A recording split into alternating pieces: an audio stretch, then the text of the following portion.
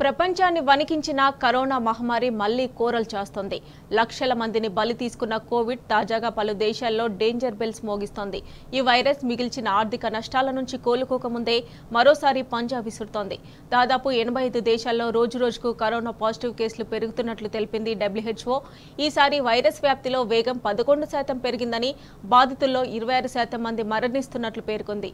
ఈ నేపథ్యంలో ఆయా దేశాలను అప్రమత్తం చేసింది. ప్రజలంతా అలర్ట్గా ఉండాలని సూచించింది.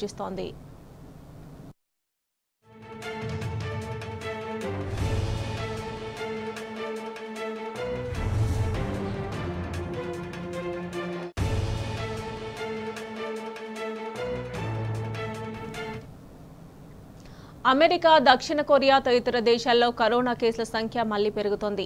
యుఎస్లోని 25 రాష్ట్రాల్లో వైరస్ వ్యాప్తి ఉధృతమవుతున్నట్లు centre for disease control prevention వెల్లడించింది. ఇటు దక్షిణ కొరియాలోనూ చాలా మంది కరోనా బారిన పడి చికిత్స కోసం ఆసుపత్రిలో చేరుతున్నారు. భారత్లో కూడా ఈ ఏడాది జూన్, జూలైలో 908 కరోనా పాజిటివ్ కేసులు నమోదయ్యాయని ప్రపంచ ఆరోగ్య సంస్థ వెల్లడించింది.